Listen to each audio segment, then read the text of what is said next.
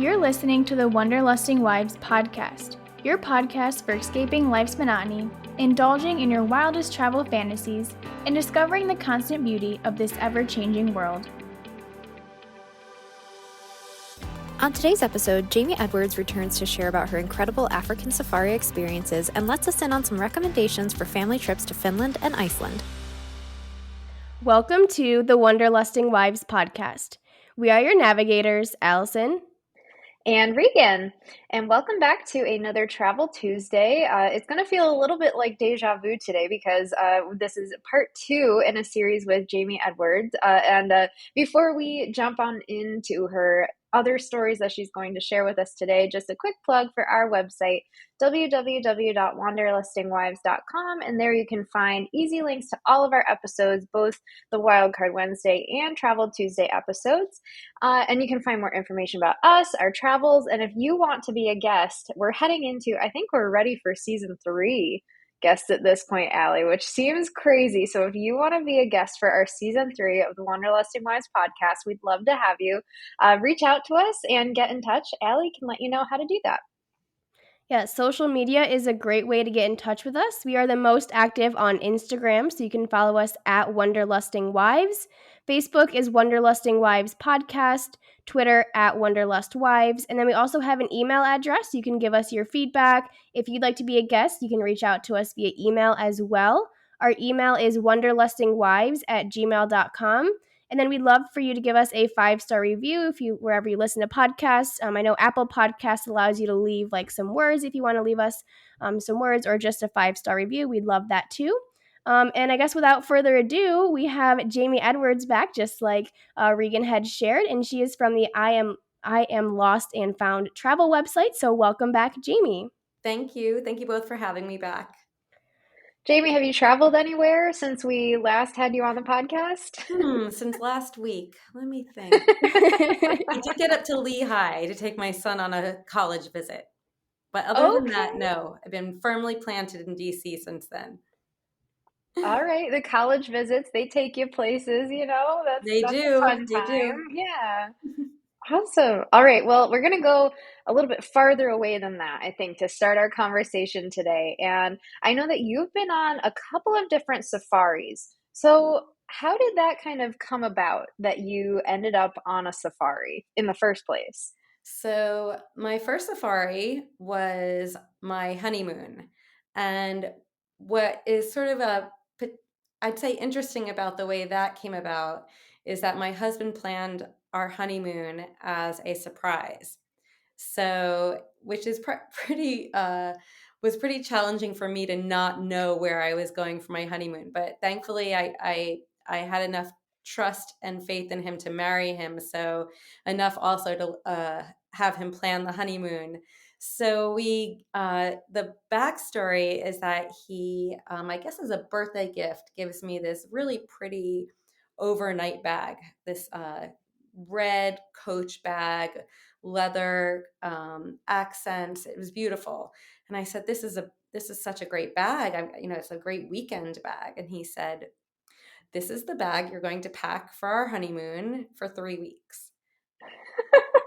And I said, okay, we'll see. We'll see how that works out. Where are we going? And he said, I'm not telling you. So it was a little bit of a puzzle. He did say we're going somewhere warm, and he gave me some guidance. And he did say where we were going would have laundry facilities. So that was helpful. So pack in this small weekend bag for 3 weeks I did, and we get to the airport and we are on our way to Tanzania. And it was a huge surprise. I did have to get shots in advance, so I knew we were going somewhere that was off the beaten path. We took malaria pills, and I did have to get some vaccines. And it was truly the most spectacular experience being up close and personal with than what I was really after, the big 5, the animals that everybody talks about. But while we were there, we saw a family of 5, a couple with 3 kids. And we kind of made a promise to each other on our honeymoon that one day when we had kids, that we would take our kids on safari. And sure enough, in I guess maybe 3 or 4 years ago, we took both of our kids to Botswana and South Africa and really fulfilled it. Full circle. You gotta love that, right? That's amazing. So you're packing for 3 weeks. And my question here is, so you're going on safari. You went to Tanzania, second time, Botswana, South Africa. Being gone for that long, what part is actually the safari? Like what does your itinerary look like for a trip like Sure. that? Well, we were booked in for a few different lodges, and in Tanzania they have game reserves, and they also have the Serengeti, which is this huge nature reserve, the Serengeti. And then there's a place in Tanzania that's pretty famous. It's called the Ngorongoro Crater. And for those who don't know what that is, and I certainly didn't until I got there, it's this enormous crater in Tanzania that just all the animals live within this enormous, I don't know how many mile wide crater. But every day we would sort of stay up on the outskirts of the crater in our hotel, but more of a lodge. And every day we would get into a Jeep in the mornings, early morning is when you usually see the animals, and late afternoon. And we would go down into the crater in the Jeep. We'd spend 2 to 3 hours on a game drive spotting animals, and go back up to the lodge for lunch to relax, take a swim, and then take a second game drive in the late afternoon. So that was kind of the daily itinerary, was 2 game drives a day. And of course, you don't have to go on both game drives, but we didn't want to miss any. It's not as if we were going to be in Africa often, wanted to really maximize our time there. And the place we stayed in the Ngorongoro Crater was more of a traditional lodge. But when we stayed out in Grumeti in the Serengeti, we stayed in what was sort of a permanent canvas tent. And that allowed for you to really hear the sounds of Africa even well into the night, because it was just a canvas between you and the outside world. And there was no electricity beyond a certain time. They shut it off, and it took a lot of getting used to just being what I felt like it may as well have been on the moon. It was so different from my life, which at that time we were living in Manhattan. So it was surreal to hear such unique sounds in the night: the lions roaring, hyenas cackling. One night, some animal jumped onto our tent, and all I saw was sort of claw marks on the. I don't know what it was. I didn't go outside, of course. But Oh that's all part no. of the adventure and excitement of Africa. Is every day something really crazy can happen. That is Wow. unreal. Oh my gosh. What went through your mind? Was it like in the middle of the night? Like, what It, was happening? it wasn't quite, I remember it couldn't have been in the middle of the night because our light was still working. So it was probably dark outside. And I mean, I imagine it might have been like a monkey. The thing with the tents, the permanent tents, is that you really have no need to fear the animals unless you're outside, which you shouldn't be at night, and they don't allow it because the animals don't really know the difference between a soft barrier and a hard barrier. So they see a tent just as they would see a brick wall. Uh, but in this particular case, something just jumped on our tent. But I do remember, and I'm getting confused about where this may have happened. This may have been on a different trip when I went to Uganda with a friend many years later. I stayed in a tent camp, and I was by myself because I was meeting up with my friend later in a different part of Uganda. And an elephant walked past my tent very slowly and sort of brushed up alongside the edge of the tent, which was the most incredible sound. And I held my breath, and I just kind of listened. And I think that's sort of the best thing you can do in Africa, is just listen at night when you're in bed. Wow. Yeah. All of the senses. Get all of the senses involved. And that's incredible. Like the things that you're saying you were hearing, like the lions roaring. Yes. Similar to like we were talking about in our last episode, This just seems otherworldly. It really does, and Manhattan is a different kind of zoo. Oh, that And is for sure. It's more dangerous. That's true. It's I mean, I'm more fearful of people than I am of animals. And if you do, as far as the safety goes, especially if you're with kids, and there have been people who've asked me in the past, how young would you take a child on safari? And in my opinion, I think that it depends on the child, of course, but you need to have a lot of patience because although you're seeing animals, there is a little lag time between seeing them. You're looking to find them. They're not all just in, it's not a zoo, so you have to go look for them. And once you find them, you have to be patient to watch them and observe them. So if you have a child who is very antsy, can't sit still, even at 12 or 14, it might not be the right trip. But our kids were over, I guess, 11 at the time, and they got so much out of it. I wanted them to be able to remember the trip. So I think it was important to take them when they would have memories of it.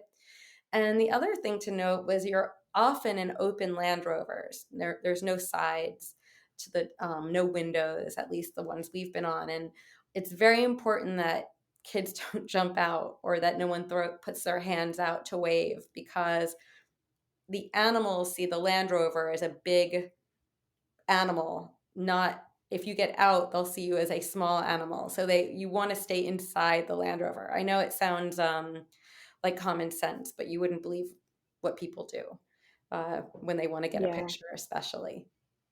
Yeah. I mean, we see that in our own country too, with getting close to bears and bison and Yellowstone or whatnot. Yeah, let the animals do what they're doing and you just calmly and quietly observe. That's incredible. So what did you see? I'm sure you saw a lot, but I'd love to even hear about it, all of Well, it. people tend to go to Africa to see what they call the big five, which I believe, oh God, I'm going to get the giraffe, the zebra, the rhino, the bison, and the lions. Well, there's more than five, but there is a big five out there. And of course, that's very exciting. Maybe it's the leopard that's in there. The most elusive are the leopards and the cheetahs. And so I feel that when we've seen one or two cheetahs on our travels, and we saw one leopard that we tracked for about an hour. And it's just magnificent to watch an animal in its natural habitat do their thing. It's humbling, and I feel really lucky that I was able to just spend an hour watching a beautiful animal just hunt for prey, to see a pride of lions that had just taken down a water buffalo. And I mean, it sounds, it's upsetting, of course, to see an animal kill another animal, but this is what life is like there. And just quietly watch uh, the behavior of the animals. For instance, with the lions, the pride, the biggest animals go first, the male and then the females, and then the cubs kind of get the scraps. Whereas I feel like in our world, we all give our kids everything and we're like, oh no, we'll take the scraps. But just the opposite. And watching them play and then roll over onto their back to digest and lay there and snooze.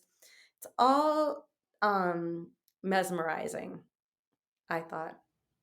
Yeah, you bring up Mhm. a good point because I was wondering what that was going to be like if you did see some animals be killed. Like, was that really upsetting? And like you said, it is upsetting. So, yes, you already answered that question. But was there anything that surprised you about any animal encounters that you had? Maybe the elephants were bigger than you thought or noisier than you thought? Or was there, experiences that you had that were surprising or you didn't expect them to happen? I think I was most surprised, especially on my first time, is that there's really nothing to fear about the animals. Unless you are doing something to provoke them, they're not looking to get you. The lions aren't trying to attack you. So if you do everything sort of by the rules in the book, you'll be safe. And although a lot of it is really unnerving, but I think that some of the surprises, of course, were. Uh, the wildebeest migration, I have to say that was millions of wildebeest kind of crossing your path slightly terrifying, but also beautiful to watch. That was a surprise to me. I think every day had some sort of surprise in the best possible way. And then at the end of our days, you would go back to the tent camp and you'd have dinner with the group, and everybody would be swapping stories about something that they saw that day that was especially incredible. Another thing I found surprising is how terrifying and aggressive the hippos can be. I think we kind of grow up thinking that hippos are like these kind of cute, fat, you know, roly Hungry, poly hungry hippos. hungry Yeah. hippos. These hippos are really, I mean, their eyes kind of pop up. We were in the Okavango Delta in Botswana and we were on a boat. And thank God for the guides who kind of know. But a pod of hippos, I mean, they came charging at us in the water and then they disappear below the water. And you're thinking, where are they going to resurface? Oh My no. daughter was really afraid of the hippos. And I think that's another thing when you're talking about a family trip. You want to make sure that your kids aren't either going to be really upset by a kill if they see one, or that they're not going to be scared. So again, it depends on the kid. And now a quick word from our sponsor. Newsly is an all-in-one audio super app for iOS and Android. It picks up the most trending articles on the web on topics you choose at any given moment and reads them to you in a natural human voice. The entire web becomes listenable for the first time, all in one place. Browse articles from topics you choose and start playing. Stop scrolling and start listening. You can follow any topic as specific as you like, from sports, tech, business, science, Bitcoin, or even the Kardashians. It will find you the latest articles and read them to you aloud. And the best part, they have podcasts. Explore trending podcasts from over 80 countries. You can even find us there. I started using it as my default podcast app. They even have a digital radio. Download and use Newsly for free now at www.newsly.me or from the link in the description, and use promo code WIVES. That's WIVES. And you can get a 1-month free premium subscription. You can find all this information in our description from this episode. And now back to our episode. How did you know, if you're willing to share, like how did you know that like your kids were ready, and how did you prepare them for a trip like that? That's a good question. I am not sure. I think with my son, it was really just once he got to the point where he could sit still, which took a very long time. Um, I our My daughter's always really been into animals and wildlife. I don't know if at the time I really did think about the things I'm talking about right now, the kill and that.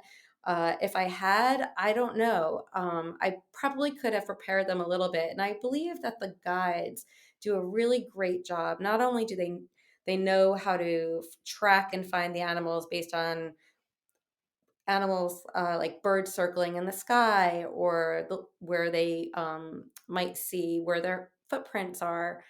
They are really great about preparing kids and families for what they're about to see. So it's a real talent that they have. I think you really have to trust your guides and find good guides. Who were the guides that you went with? Like, was it a company, or how did you find it? It's true. So when we went on our honeymoon, my husband used a outfitter that's no longer in existence. But when we went to Botswana and South Africa, we used a company called Makato, and they help prepare us. You can either do private or you could do something where you're with other families, and they pretty much put the entire trip together for you so that you don't have to worry about getting from point A to point B. And I think in the case of a safari, it's so different. You really just want someone to tell you everything that you need to do on any given day and take all the stress out of the planning. So that's who we used. And when I went to Uganda to track the silverbacks, which I didn't do with my kids, I did with a friend, we used Wild Frontiers, which was very well known for silverback tracking in Uganda. But there are, I mean, if you do research, there's so many that you can choose from, just sort of different price points, which will mean different sort of levels of luxury of where you stay. But the hospitality sphere in at least all the places we've been and everybody I've heard of who's done different trips, they just do hospitality and tourism so well there. It's hard to go wrong. Man, I just I'm trying to picture because my extent of animal knowledge is a zoo, like a traditional like zoo, anybody knows, and then Discovery Channel. Yes, So yep. I'm trying to put myself in that position of like, oh, you're seeing a lion in its natural habitat. Like, so it's not like, say, Animal Kingdom in Disney World where the lion's just propped on the rock. Right. Where was the lion? Like, how did you discover it? I'm just trying to ask this question. I'm like, I don't even know how to ask the question. Well, sometimes you get lucky. Sometimes especially if you're in a reserve or a game park, they have habits just like any animals would. So the guides tend to know that certain times of day they may pass through here, that this particular pride likes to hide beneath these acacia trees. So they have some general ideas where they can start looking, but it still could take a lot of time to find them. But when you do find them, you feel like you have just unwrapped the best holiday present on earth. It's such a treasure to find a pride of lion. Or one time we were driving really fast on our way to where we heard there might be a leopard in a tree, and we surprised a few elephants that just trumpeted and jumped up on their, went up on their back legs and trumpeted at us. It's when those things too that really add to the excitement that you're sort of don't expect to see. And that happens a lot. One morning we woke up at 6 a.m. in Botswana, and we were just going outside of our camp. I mean, within 2 minutes of like leaving the tent camp. And I look over to my right and I see a silhouette of this beautiful cheetah. And I said to our guide, "Is that a cheetah?" And we were so close to camp, he wasn't even starting to really look yet. And we stopped, and oh, it was so beautiful. It was just, I mean, there's such beautiful animals. Hmm. Yeah, I That's love a great point. Go ahead, Allie. Yes, I love that your stories that you've shared on this episode and the other episode have nature involved and animal encounters and just a theme of like adventure. So, how have your travels surrounded adventure in other locations, maybe in the US or in other parts of the world? Well, I think and if I'm going to keep it all to some family themed travel, especially when it comes to adventure, another place we went that was really fascinating, even from an animal point of view, but different, was Finland in the winter. We traveled just after Christmas to Finnish Lapland. And again, I wasn't really sure what was meant by Lapland until I did some research. Lapland is the northern parts of Finland, Norway, Sweden, and parts of Russia. It's a region that sort of encompasses them all. So Sweden has Lapland to the north, and it falls within the Arctic Circle. So we took our family to Finnish Lapland, where we did not see polar bears. I think we were not far enough north, but we did see Hmm. reindeer and huskies, and it was on snow bunnies or hares, and it was a different kind of adventure. Uh, in that sense, doing everything in almost pitch black, almost 22 hours of darkness. They're two the polar, if I pardon the pun, polar opposites that we're talking about here too. Exactly, exactly. Man, so what was that like to be like just in darkness? Well, a lot of people have said and did say before we left, "Are you, what are you kidding? Crazy? You're going on a family trip to almost pitch dark." When the fact is, you do everything there in the dark that you would do in the day. We snowmobiled, we tobogganed, we snowshoed, ice skated. We did ice karting on a Arctic track, and from the kids' point of view, it was kind of, I don't know. They thought it was pretty amazing. They'd say it was one of their best trips ever. And so at probably around noon, by noon it was the brightest or 1 o'clock that it was going to be. So it was almost like the minute that it was bright, it started to go down again. So you had about 2 hours of very beautiful skies. almost like this sunrise, sunset happening at once, and the skies would turn powder blue and purple and lavender. And we just sort of did our activities sort of over that time. But then there were so many activities we could do in the dark. And as long as you have a headlamp and a good guide, like we did in Africa, having a good guide is really critical. It just made for a fantastic trip. I'm dying to know, did you get to see the Northern Lights? Because that is something on my bucket list, and I need to know if you experienced that. And if you did, what was that like? So that was really my sneaky thing about wanting to take this trip in the first place, is that I really wanted to see the Northern Lights, but no one else in my family cared. And so I tried to wrap up this Finland trip being so exciting and wonderful, not knowing for sure that it would be. And we apparently, they say that Finland has some of the best chances of seeing the Northern Lights. And we did see them only once in 7 days. So Wow. there's no guarantee. So I think it's worth going to see the Northern Lights, but having your expectations that you may not, because the conditions have to be, there has to be like a grouping of different conditions that have to happen.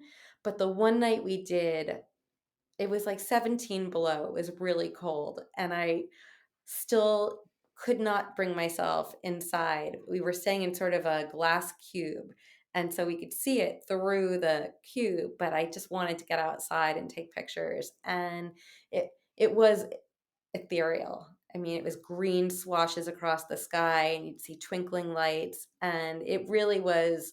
I mean, I wish I wasn't so cold, but that just went along with the territory. But it was phenomenal.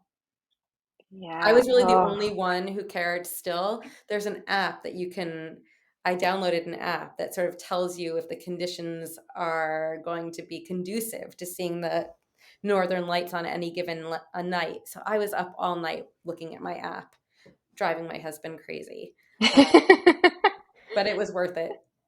Well, the next Ellie, time you you want need to that. go, yeah, the next time you want to go see Northern Lights, we are down and we will not care what time of night it is. We will Did be you see there them in outside. Iceland when you went to Iceland? No, Did unfortunately. not. It's Yeah. Even hard. in It New doesn't York always State, you could happen. see them. Yeah. Yeah, they're elusive. And also, yeah, it's my husband and I had a boat. We sold it recently, but we would go up to the Thousand Islands in New York State all the time. And I think it was maybe last summer that people started seeing the Northern Lights from there. So Oh we're my like, oh, maybe we'll see them. Still haven't seen them. So maybe we need to get this itinerary for Finland and have a better shot at Yeah, it. Finland, or they say the Yukon is a good place Oh, to go okay. now, a little bit closer. I would love to see them again in my lifetime. I mean, I'm grateful I saw them once, but I would like to see them again. But I guess I think a lot of people might assume that a vacation in almost complete darkness is not going to be fun, and it really was. And my kids would not throw credit towards me if they, I mean, it was probably hard for them to admit what a great vacation that was, but it is one of their favorites, as was Iceland. Yeah. So Iceland, we're trying to pack it in here. I'm really, really loving all these different destinations we're getting here. So Iceland, what did you do in Iceland? We do have a two-part series on Iceland from our trip, but I'd love to Okay. kind of compare notes. Well, I'll tell you in a nutshell that we pretty much decided that we were going to spend 3 nights in Reykjavik on our way there. And then we took another flight up to Akureyri, and we spent 8 nights in what's called the Troll Peninsula. So a lot of what we did revolved around, I mean, as you probably know, we were there during where it was almost 23 hours of light. We were there in the summer. So you could do anything all day. We went hiking, we went whale watching, we went to an island that was only had puffins, we kayaked, we fly fished, we did archery. I mean, it's a wonder. It's like camp for grown-ups, well, and kids. Just one fun activity after another, which I'm sure you remember. Yeah, Iceland is amazing. Yeah, so my question here too. So Iceland and Finland. We haven't been to Finland, went to Iceland as adults. For kids, what do your kids love about a trip like this? Like, how do you plan things that you know your kids are going to like in those places? Well, when our kids were younger, it was really easy to just take them on a beach vacation and give them a pail and some sand, and I would be able to relax with a book. But as they got older, especially in their years, like high school years and intermediate school years, they didn't want to sit on the beach with a book. They really didn't want to sit on the beach. And so we started to look for vacations that could kind of tick lots of different boxes. There was some relaxation built in, like in Finland, they have a really strong sauna culture and wellness culture and sitting by the fire with whether it's kind of hot tea. So a place like Finland had some of that relaxation built in, but then it had also this adventure built in.